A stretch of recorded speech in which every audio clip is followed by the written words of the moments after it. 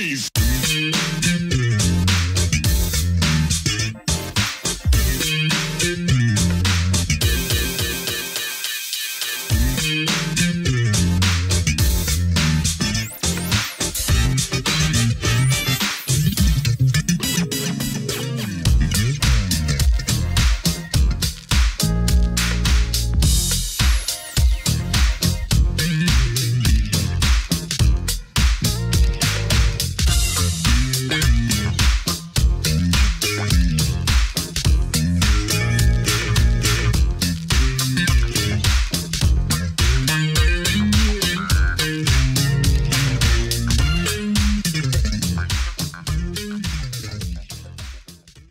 Welcome back to the next part of this Truth and Rhythm episode.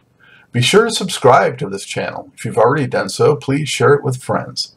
Also become a member by joining Truth and Rhythm on Patreon, or consider donating at funkinstuff.net. Thank you so much for your interest and support. Enjoy. How did you and Bernie feel about the Stranger film? Stranger. The Stranger, Bernie Worrell on Earth. It was a documentary. Came out. That piece of crap. That piece of crap killed the theory. I despised it. How that came about is our son was a manager of the basketball team. He has a type of handicap that precluded, he had a type of cerebral palsy. So he was manager of the basketball team at Bridgewater Raritan High School, where he went to school. And after my son graduated, he got a job at Fulton Ford, which was owned by Phil DeFiore's father. And Phil's father always treated our son very nicely, gave him his first job, the whole 9 yards. So when Phil approached me and told me that he had passed the bar, but he didn't want to be a lawyer, and he was surprised to find that this mild-mannered man who came to the basketball games was actually this incredible musician, and he wanted to do a documentary. To my everlasting regret, I gave him permission, and this is what Phil DeFiore did. He never fulfilled the contract. He said only $1,000 that he was supposed to send. He never sent statements to this day. He then turned around and released some album he called Improvisario, which Bernie was furious about. Because what it was Bernie and some other musicians who prefer not to be named, who were noodling around, like they do before they actually record. And this piece of slime, Phil DeFiore, recorded it. And then, to add insult to injury, he mixes it. Who the hell does a Bernie Worrell album and not have perfect pitch Bernie's ears there? Well, the answer to that is Phil DeFiore, because he decided that it was better to have his brother mix Bernie Worrell. And then he released that garbage. How do I feel about Stranger? Phil called me one time and said, well, I want Bernie. Now, he knew damn well that Bernie was battling alcoholism. And he wanted to meet Bernie at the local bar and take pictures. I said, if you want to take pictures of Bernie anywhere, you go take pictures in front of the Lincoln Center for Performing Arts, because that is the caliber of musician that he is. It seems to me that Phil was determined to show Bernie at his worst in that documentary, with exception of a few interviews with people who love him. He concentrated on Bernie's drinking. And I despise him for that. I'm waiting on somebody else to do a true documentary on Bernie. Amen. It's high time for that. In the meantime, I commissioned a man named Cedric Hendricks. He is writing Bernie's official bio. Hopefully it'll be out next year if he can find a literary agent. That's the holdup right now. And I've read part of it. Because people ask me, well, I was approached to write a bio or a book. But it turns out those people just wanted something salacious and gossipy. And I told them the same thing I tell everybody. I was wife, not groupie. whatever was going on in the sidelines, like that documentary Bobby Brown put out, I knew nothing about, except the coke. But all the rest of it, no. Absolutely not. I was helping take care of Bernie's mom. I was taking care of my children.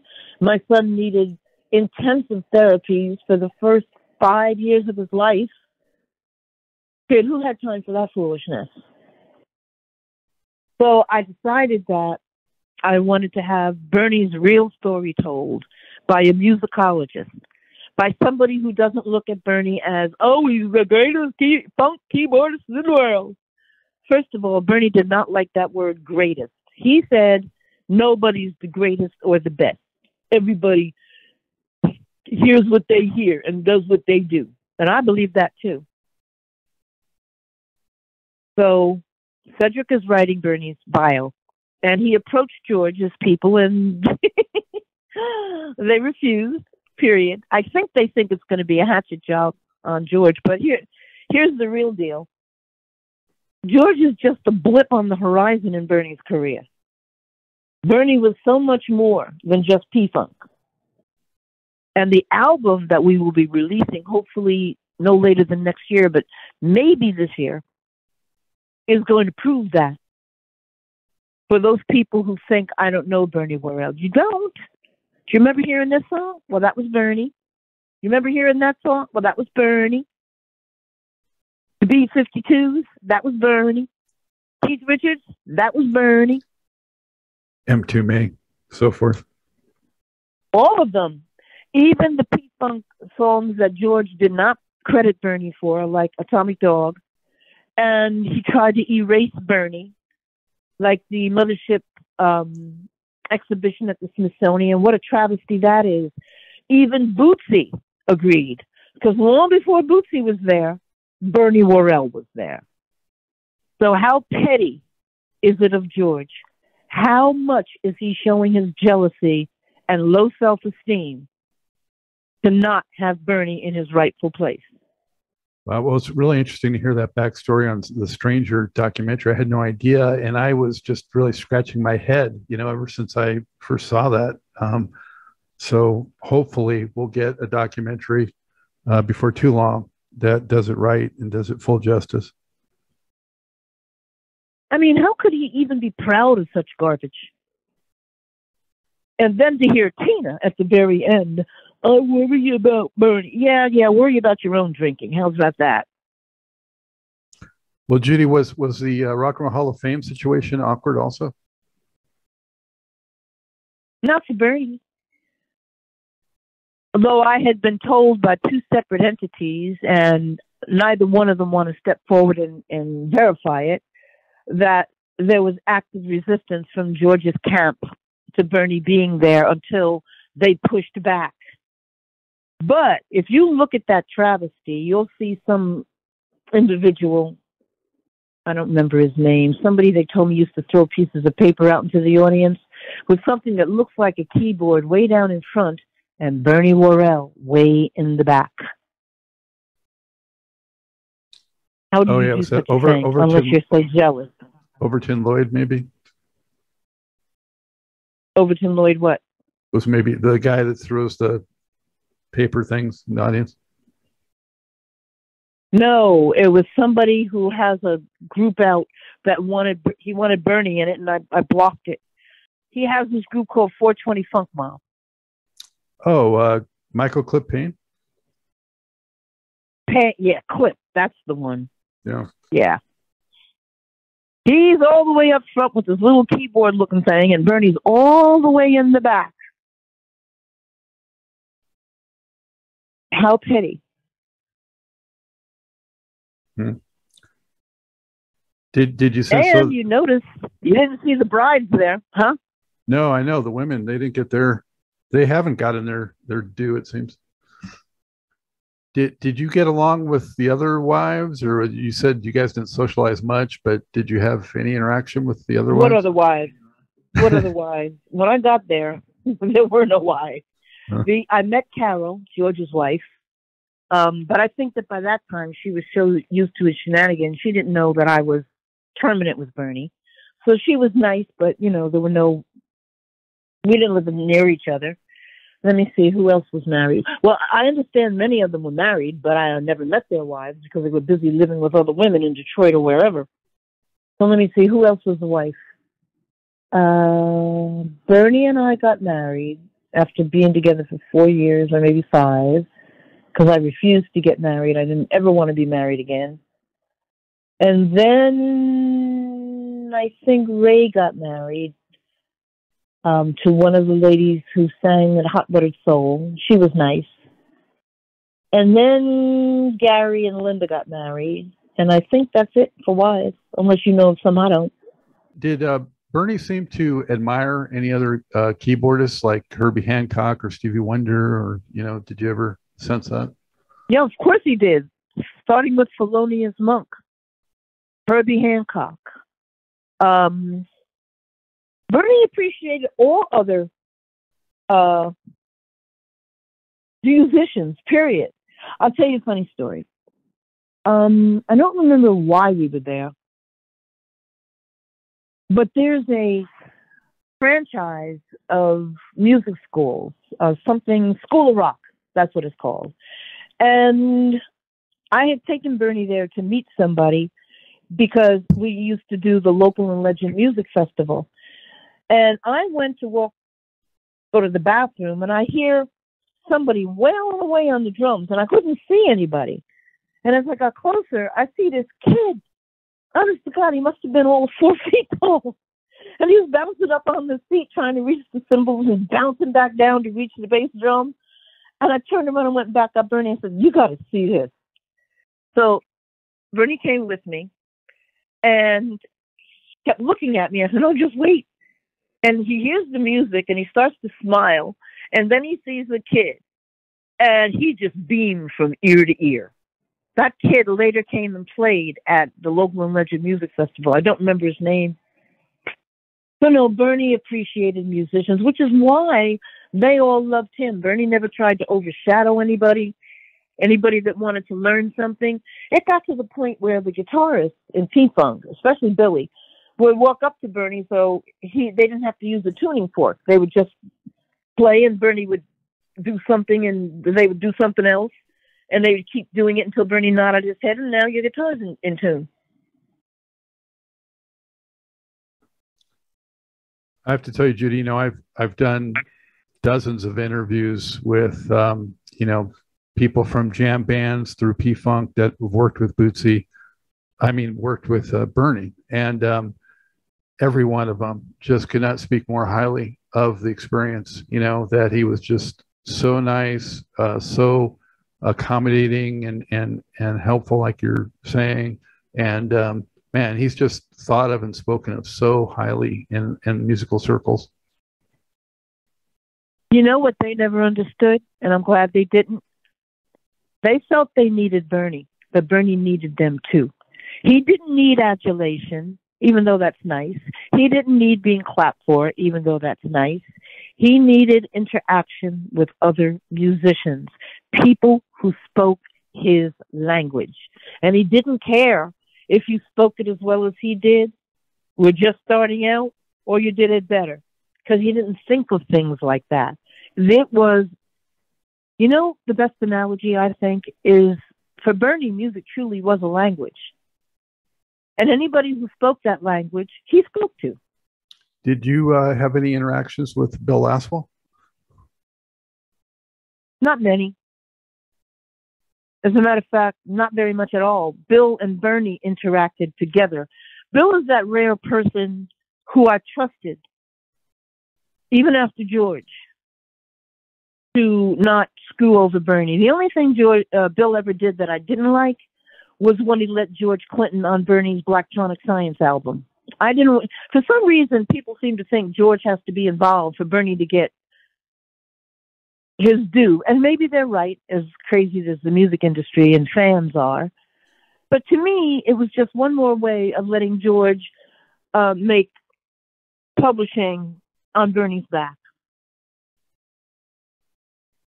And I didn't want George around Bernie anyway.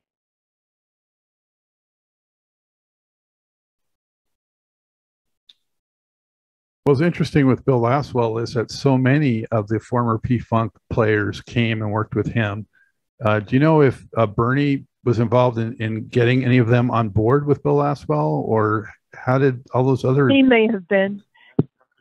He may have been because, as I said before, musicians recommend other musicians when they're in, like, for instance, a good example is the album that Evan Taylor's working on at Bernie's right now. When he was talking to Bootsy about something and the song that Bootsy's doing, Bootsy said, I can hear Buckethead on this. And so let's suppose nobody knew who Buckethead was. Well, at that point, somebody would reach out to Buckethead. You see that's how Bernie did it. The only time I ever saw Bernie actually hold auditions was for one of the last incarnations of Bernie Worrell and the Woo Warriors. And I remember, because that's when Gary Sullivan was hired, Bernie was almost done listening to musicians with Moon. And this guy came down the stairs in a rush, and I'm sitting outside the door making notes on who's coming in and blah, blah, blah. And he said, is it over? Is it over? I was upstairs doing the blah, blah, and I want to go. I said, well, what do you play? The drums. And I laughingly said to him, promise me you don't lean on the cymbals all the time. And he grinned. He said, no, bass. I said, okay. So somebody in there wanted to be done, but I said to Bernie, this guy was upstairs working, Bernie, at least, listen to him, all right? He said, okay. So and he went, and he came out hired. Gary has remained one of my favorite people. I mean, he's funny, he's nice, and he can play drums. He also plays with the Cro-Mags. Not my kind of music, but hey, the man is versatile. Speaking of versatile, I mean, such a range. You were naming a lot of them that Bernie worked with, but when I think about people like Les Claypool from Primus and Ginger Baker from Cream, and just A to Z. Mm-hmm. Yes. And when I interviewed Bill Laswell a while back, I mean, he said that he thinks that he probably worked with Bernie on like hundreds of recordings. Probably did. One of my all-time favorite albums of Bernie's solo albums is Blacktronic Science. When I heard Time Was Events from the Elsewhere, it was on my 50th birthday, and I was headed off to meet Melanie. And when that harpsichord intro ended and went into hard driving funk, I was like all over the road. Oh my God, what? He doesn't live in the Elsewhere, he lives in the Wooniverse. And that was the start of Tales from the Wooniverse. And then, of course, I had to shut it down when George's Mouth started off. For George has ruined many a song for me, from his salacious, inept, ridiculous lyrics. Just shut up and let the music play. I love that track. I felt the same way when I first heard that one, Judy. Knocked my socks off. What is there any other story or couple stories that you remember from maybe traveling with Bernie that just were memorable or unforgettable, or something unexpected or funny happened? Or I'm going to tell you something I was thinking about the other day. I told you that I'm suing George, right? Period. Well, I don't remember why this memory popped in my head, but George single-handedly saved my relationship with Bernie one time. I bet he regrets that now. It was on my 21st birthday, and I was flying with, I don't remember, I think it was Billy Bass or maybe Boogie, to Buffalo, New York. I got on the plane. It was my 21st birthday, and I had champagne. Got to the hotel room, Bernie had champagne. Got to the gig, drank some more, and all this time I had not eaten. And then the show started, and I was feeling no pain whatsoever. And basically, I never, ever do certain things. Dance in public because Bernie didn't like it. Well, apparently I was dancing so much I tossed my clog into the audience. Bernie just left. And when I got there, I found out that he was very upset that I had been drunk, even though I was a very funny, nice drunk. And George had talked him down and told him that I was never like that. It was nice to see, letting go my inhibitions, and all I did was dance. I didn't dance with anybody, whatever. Bernie told me about that. And years later, when he became an alcoholic, I told him about it. So you want a story? There's one. Because if George ever hears this, I bet he's going to say, I never should have done it. Wow. He probably, knowing the state he was in, he probably doesn't remember it. No, George was not doing crack back then. He was just snorting it. He wasn't doing crack. And George didn't drink. I don't know if he ever drank. I can't think if you're talking about being on the road with Bernie. No, that was always stressful for me. I only did it because he wanted me to.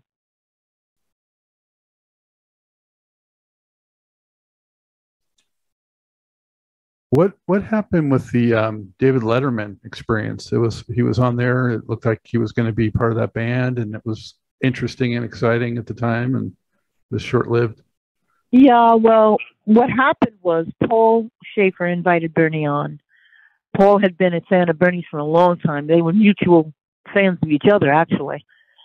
And we got word that the powers that be wanted horns instead of two keyboards. And Paul was not happy about it. Bernie said, good, because I was going to freeze. I, of course, was delighted while it was happening with the steady income, and sorry to see that go, but it was what it was. So there was no real conflict. It was just they wanted a certain different sound. Yeah. Yeah, they wanted three horns instead of two keyboards. If there was conflict, we were never told. That was what we were told. And Bernie was fine with it. Bernie's life was a series of, I'm doing this, okay, that's done, now I'm doing that. Okay, that's done, now I'm doing this. Nothing was ever forever. And I don't think, well, it isn't for anybody, actually. You know, with the inside view that you had at the time, Judie, I'm guessing that you were not terribly surprised when the P-Funk empire basically collapsed in the early 80s. The P-Funk empire was collapsing long before it actually collapsed. Because as George declared himself emperor, I call him emperor with no clothes, and sent out things like work for hire agreements. That was funny. So I get this phone call from one of his minions. Oh, hi, Judie. They all start out bubbly. Oh, hi, Judie. Just checking for George to see whether or not Bernie signed that work for hire agreement. Nope. Well, did you get it? Yes. Do you know where it is? Yes. Oh, can you tell me where it is? Yes. In the cylindrical file. What's that? The garbage. And tell George not to send any more of that garbage over to Bernie. He's nobody's work for hire and never will be. Next conversation. George wants Bernie to come do this tour in Europe. So I've heard. What's it going to take to get Bernie to do it? That's what George wants to know. I said $60,000 up front, in full. Huh. What? I said, well, consider. Most of the time, George doesn't fully pay Bernie what he's owed on tour anyway. Then he releases CDs and DVDs in which Bernie gets absolutely nothing. The only person that gets anything is Boy George. So, thank you very much. We'll take all of Bernie's money up front. You crazy. I said, no. Tell George I'm not crazy, and hung the phone up. Then when Bernie came home, I told him about it. And he laughed. He said, you actually said that? I said, hell yeah. You think he's going to give you $60,000? I said, hell no. I said, but guess what? He said, what? I said, you're not going to be there for him to exploit either, so it's a win-win. I watched Bernie perform with walking pneumonia. He was diagnosed in New Jersey told me I always do my gigs. Come with me. I went with him. They were in England. I made him stay in the bed. I went out and got his food 3 times a day and fed him. Bernie's work ethic was incredible. And that's why, when he was dying, he was so hurt. He was supposed to go to Nelson Ledges Quarry Park in Ohio and sit in with, I think, Sean Lennon and Les Claypool, and he was excited about it. But he had come from a treatment that day. And I had gone off to get him a walker. And the doctor told me he cannot go up 7,000 feet in the air, Judy. He won't survive it. So I told Bernie that we're going to have to cancel the gig. No, I always do my gigs. You know, I never miss a gig. You come. And the doctor was shaking her head. And I said, I tell you what, if you can walk with this walker, Bernie, then you can go, because I knew he couldn't. He held onto the walker and then collapsed in my arms. That's how much Bernie would never, not willingly do a gig. And to their credit, when I called Christina at Nelson Ledges Quarry Park, bless her heart, I said, well, we will return the deposit. She says, no, you keep it for Bernie. And that was the end of it. Wow. I think he lasted another 3 weeks. So that was like in May or something like that, 2016. Yeah, because he died on June 24th. Yeah, well, like you said, it's the surprise, I guess, is that the empire took as long as it did to start to crumble with all that was going on. But well, not really. If you look at Georgia's strategy, okay, when they were doing, I don't remember, I think it was computer something or other. There was some Vivian Scott person was involved. They called, it was out in L.A., and they called for Bernie to do something, and I said, do what? She says, well, George wants everybody together in a huge mob scene. I said, well, that won't be Bernie. Oh, well, George, I said, I don't care what George wants. I said, well, this is George's show. I said, well, then George should exercise some common sense. Bernie is not, will not ever be part of a mob. And that's why you don't see Bernie in that picture. You see Bernie and George together somewhere, but you don't see him in that mob. Now, the mob. Over a period of time, I came to realize what George was doing. As one musician or another said, well, I ain't going to play if I don't get paid. Well, you've got 3 other guitarists right on stage over there. You've got 2 drummers. You got this one. You got that one you can call. The mob, funk mob, was born. Never again was George going to allow anybody to say they weren't going to do a gig or interfere with the show. And strangely enough, a lot of the people, let's take Mike Hampton. When they went over to Mike Hampton's house or his mother's house, Mike played Maggot Brain lick for lick. Many of the musicians standing on the outside wanting to get in could play the songs already. It was George's own personal employment agency motoring around with him. Okay, you can play this part. Keep everybody else off step. There was one person and one person only George could never replace, even though he tried. And that was Bernie. I actually read where one of them said he could play something Bernie had played lick for lick. I mean, well, good. That's good. That means you have accurate pitch. So do I. But to be able to pull it out of the ether and channel it through your fingers, that is a gift not known to everybody. So, yeah, George did that. When I watched him do it, and he said, you don't understand what I'm trying to do. I said, oh, yes, I do. But you can't replace Bernie. And I laughed at him and walked away. And he never has. He definitely has not. You know, that is an element that's been absent ever since he was not part of it. It's just a completely higher level. A higher level that Bernie took it to, yeah, well, without question. Not in George's mind. I think it was 2014 backstage at B.B. King's. I went to go talk to George. I was going to try to see if he would let Bernie Worrell and the Woo Warriors open for him. I knew he wouldn't because he knew, what they were capable of.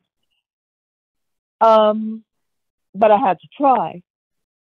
And George leaned forward, spittle flying everywhere. I made Bernie. I made Bernie. I looked at him and I said, delusional much? And walked out.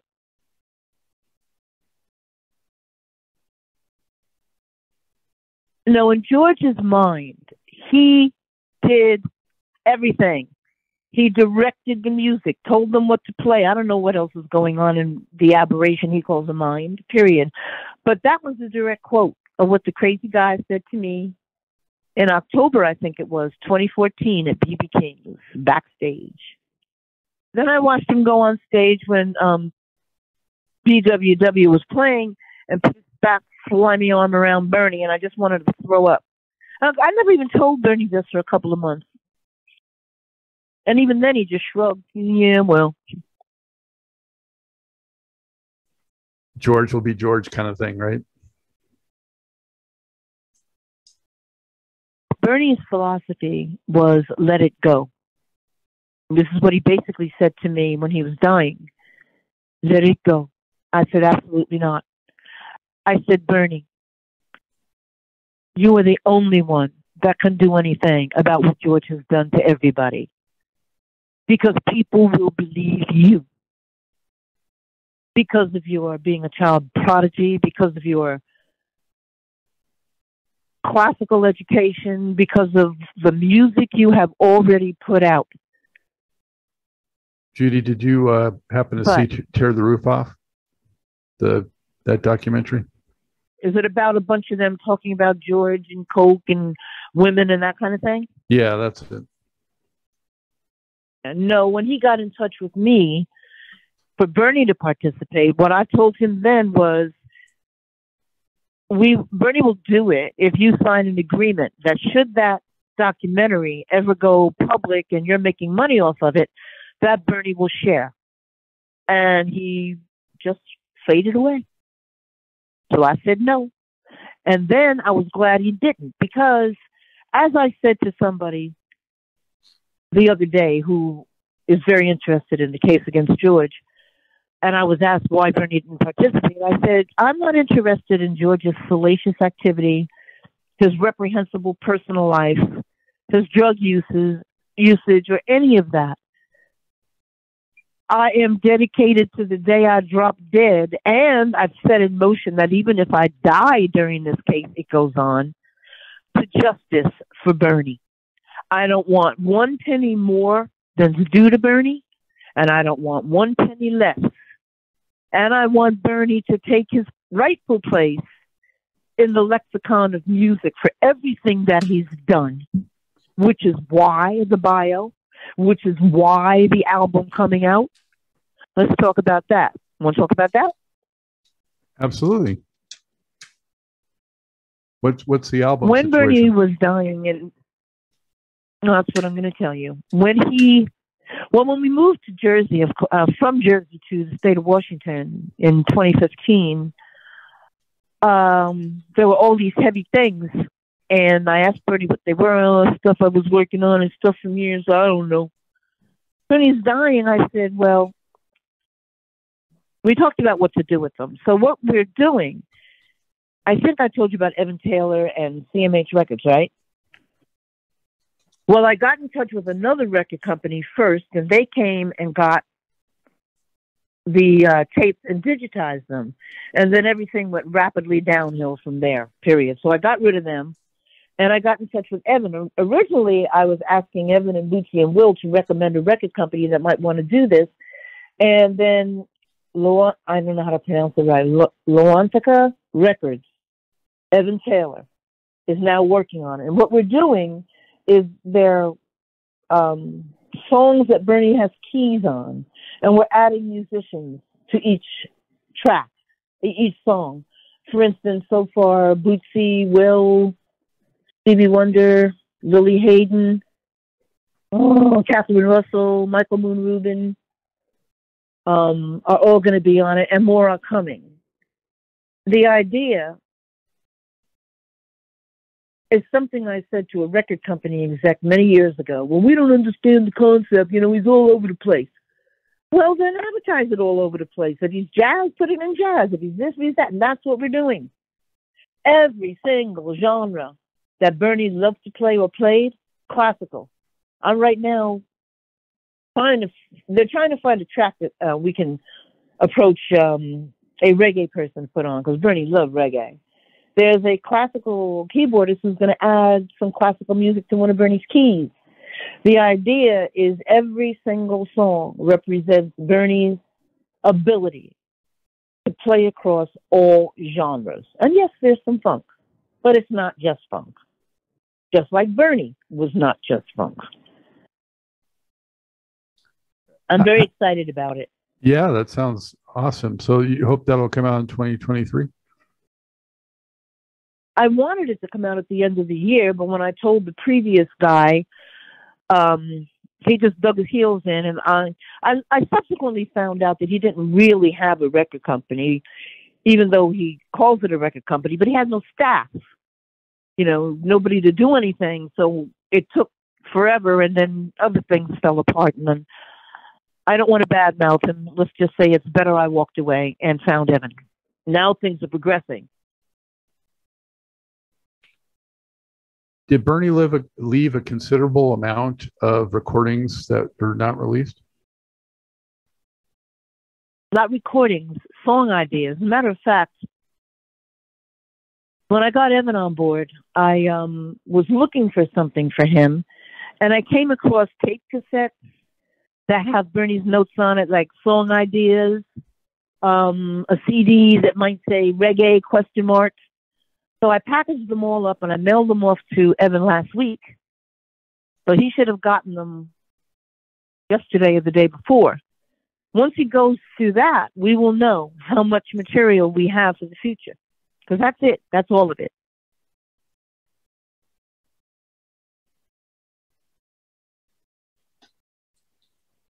Did he record at home at all, or always at a studio? Or the few times, no. Bernie didn't know. I ain't pushing no buttons. There was a gentleman by the name of Andy Janowiak, Janiowak, in Clinton, New Jersey. He was a drummer.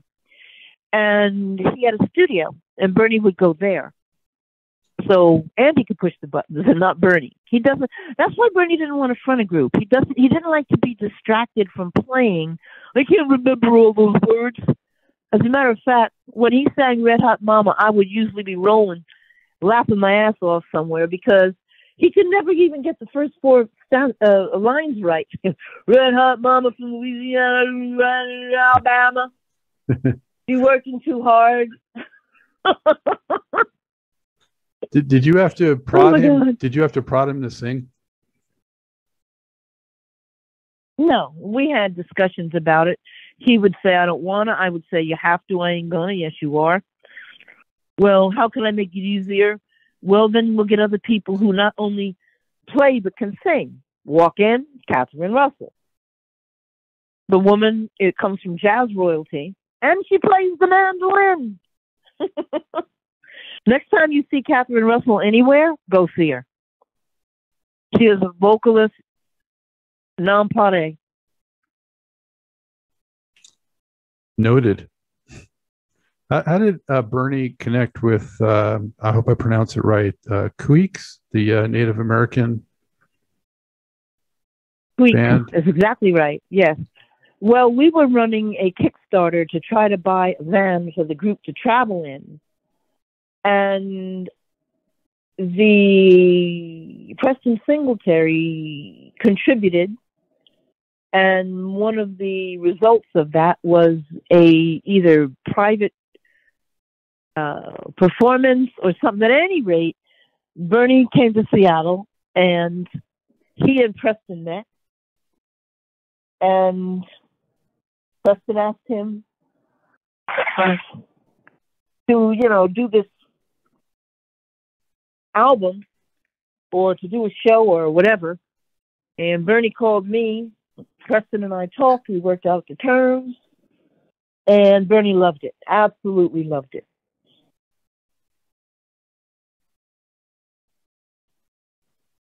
Yeah, so I think they did 3 records together. They had the one that came out, I think, still earlier this year, Wooch, which is actually, you can't see it because we're on the phone, but it's right behind me. It's actually right behind me on all these shows that I do. I got the cover, the vinyl.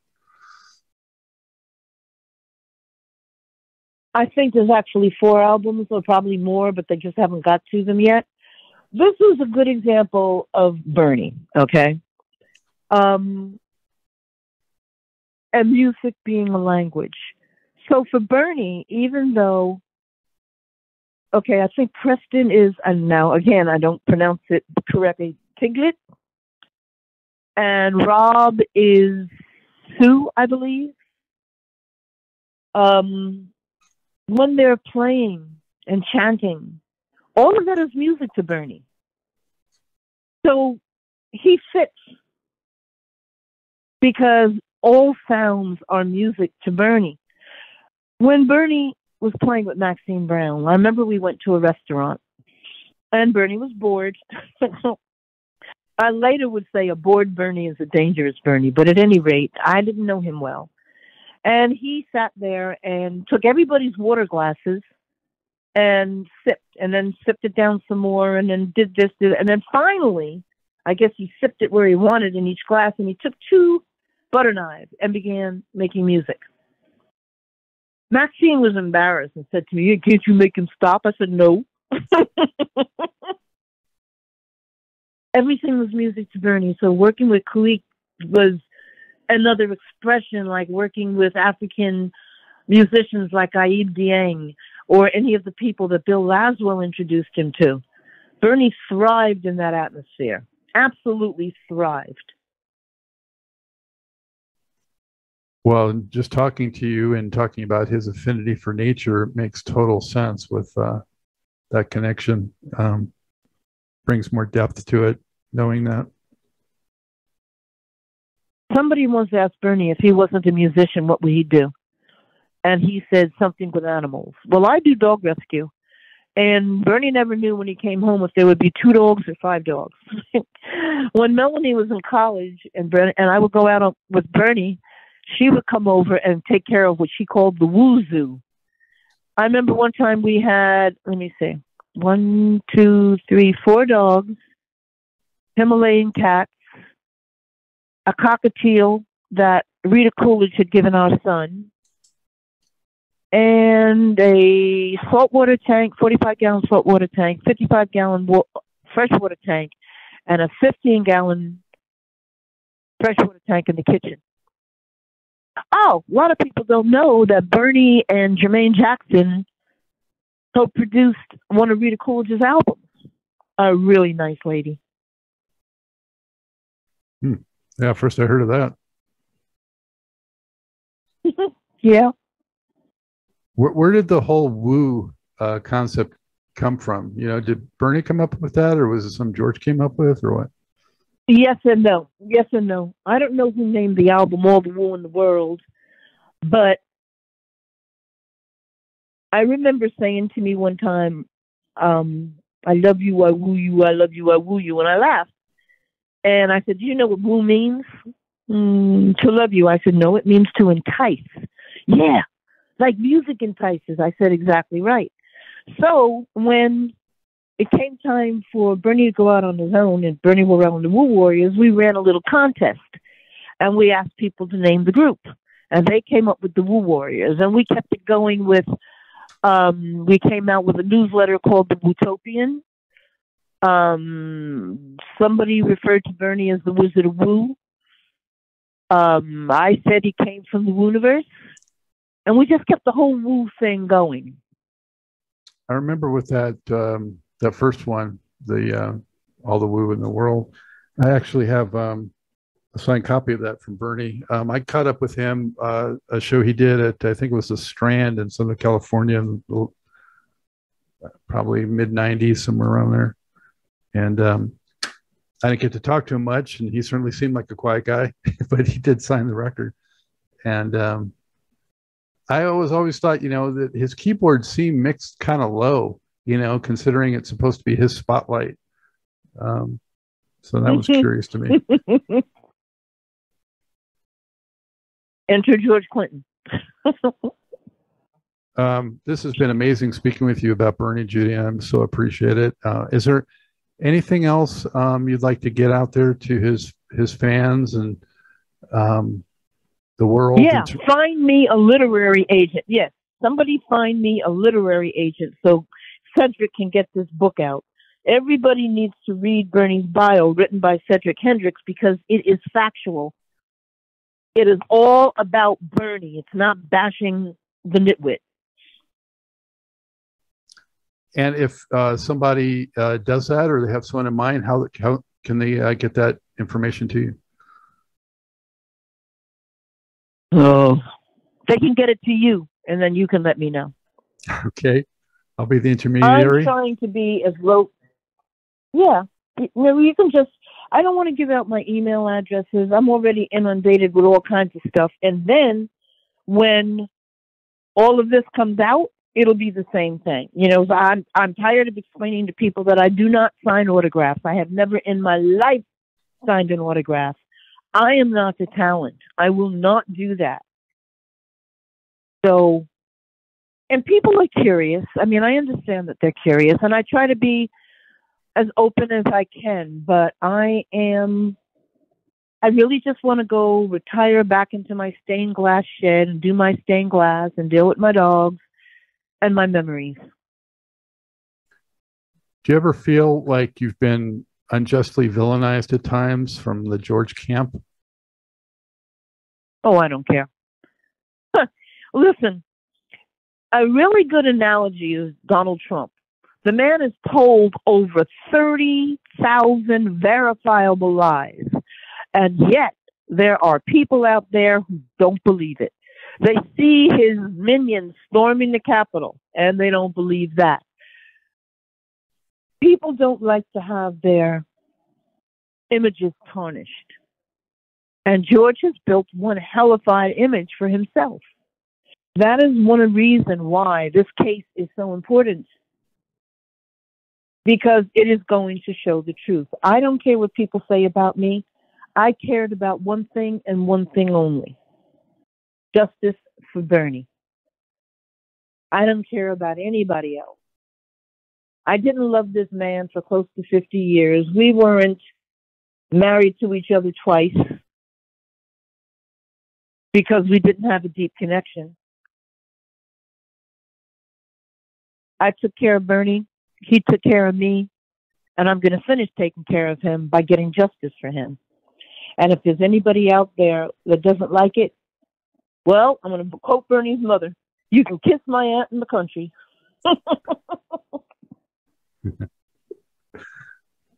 What was he a mama's boy to any extent, or you said he kept to himself? Oh, no, absolutely not. He was not a mama's boy at all. As a matter of fact, I would say he kind of chafed under his mother's rules, but he came to understand them later on. And he was a good son. I mean, I resented having to come back to the United States. I was happy living in Canada, and I most definitely did not want my son raised in this country.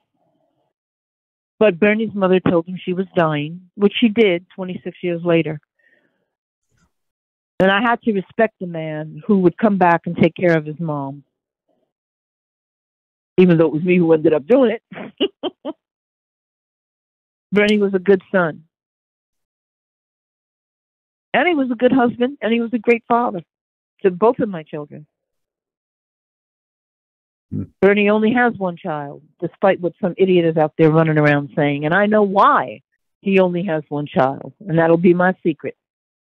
So I laugh at this fool walking around saying, yeah, she's bitter because Bernie has children all over the place. No, he doesn't, asshole.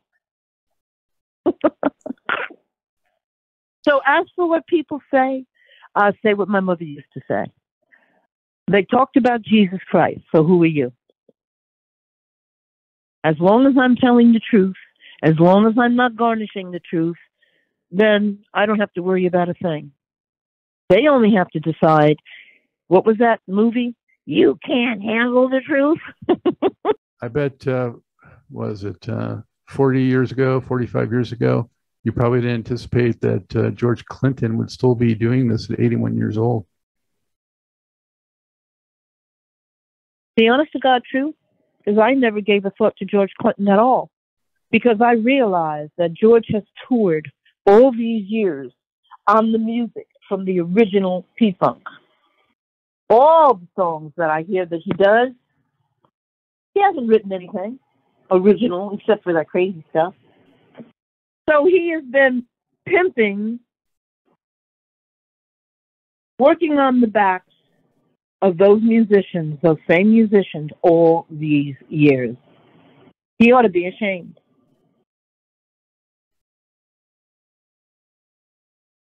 But he needs the money, and guess what? I want George to continue working, because that's the only way the musicians get any money, period. They don't get it from CD sales, DVD sales, nothing. If they sell merch at their show, he takes a percentage, period. So, no. George needs to keep working because he's got legal bills.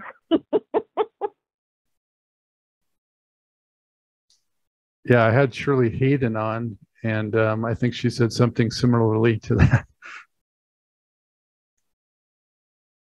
Well, I don't know Shirley. I don't know most of them. The only one that I was kind of friends with was Dawn Silva. And that's not to put any of the ladies down. I have my own set of friends, and they've been my friends since I was, one of them since I was 18. And I don't trust easily, and I particularly don't trust people around, the group, or Bernie more specifically. I would have thought maybe you knew Lynn, since she also did the Talking Heads thing. Oh, I knew Lynn, but like I said, the one person I was friendly with, who was a female, was Dawn. Others weren't unfriendly. It's just that Dawn and I would actually talk. And some of the females was with some of the other guys in the group, and I'm not going to mention who. And I saw them come and go. I wanted no parts of any of that, because I didn't ever want to be involved in it. So-and-so did this to me, so-and-so did that. Bernie would not have liked that at all. His thing to me was always stay out of it. Just be nice and just stay out of all of it. So I did. Well, as we wrap this up, Judy, how would you like people in general to think of and remember Bernie?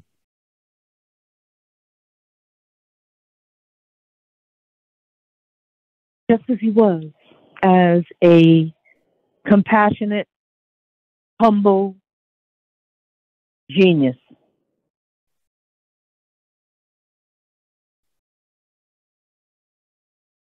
He never thought of himself as a genius. He knew he was blessed, because he would say that it comes from, and he would point up. Just as they saw Bernie is exactly how they should think of him. All right. Well, hey, I really appreciate you talking with me and spending the time and just sharing all that. Really appreciate it. I'm just so glad we also got to just get to know each other a little bit. Yeah. Okie doke. All right. Take good care, Judy. Bye. Okay. Bye-bye. You too. I hope you enjoyed this episode of Truth in Rhythm. A big thank you goes out to our guest, as well as to you, the viewer and listener. Also, much gratitude to Pleasure for supplying the show's funky opening and closing music. As a reminder, you can always access the complete list of linked shows by episode at funkandstuff.net.